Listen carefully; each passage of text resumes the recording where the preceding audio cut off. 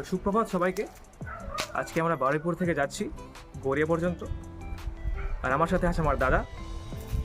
এখন বাজে সকাল 9টা, আর আমরা এখন বেরিয়ে যাব। তো আজকে আমরা তো বেরোচ্ছি অনেক দিন পর।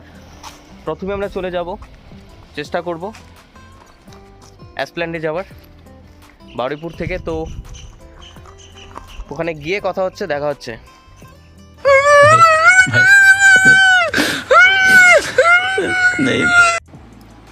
আমরা এখন চলে যাচ্ছি টুকটুক করে বাস স্ট্যান্ডে। বাস স্ট্যান্ডে গিয়ে দেখি বসে আছে নিয়ে আমার বাস, আমার কাকা, আর বাস পুরোটাই ফাঁকা।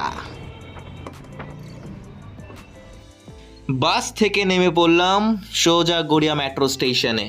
সেখান থেকে মেট্রো ধরে সোজা এসপ্ল্যানেড আমাদের ছেড়ে দিল সেই মেট্রো। একদম গিয়ে পৌঁছে গেলাম। আমরা এসপ্ল্যানেডে এসে পড়েছি।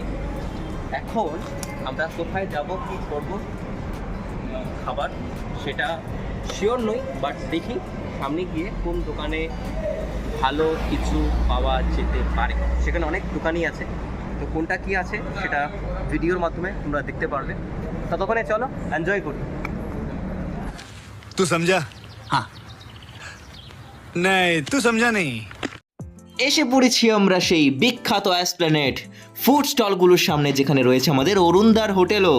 যদিও বা আমরা গিয়েছিলাম এই হোটেলটিতে, যেটার নাম হচ্ছে তোমরা দেখতে পাচ্ছ নিউ জনতা হোটেল। হ্যাঁ, এটাও কিন্তু বেশ জনপ্রিয় এই জনতা।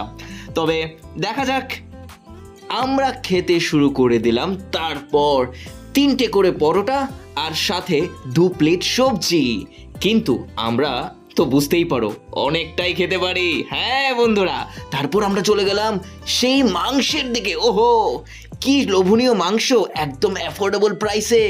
একদম দুজনের মিলে 150 টাকার মধ্যে আমাদের কমপ্লিট হয়ে গেছে। হ্যাঁ বন্ধুরা, পেট পুজো করে আমরা মেট্রো ধরে সোজা চলে গেলাম আবার সেই গড়িয়াতে। তোমাদের এই মিনি ব্লগটা যদি ভালো লেগে থাকে তাহলে অবশ্যই লাইক শেয়ারটা অবশ্যই করো, আর সাবস্ক্রাইব বাটনটা অবশ্যই প্রেস করে দেবে। টাটা।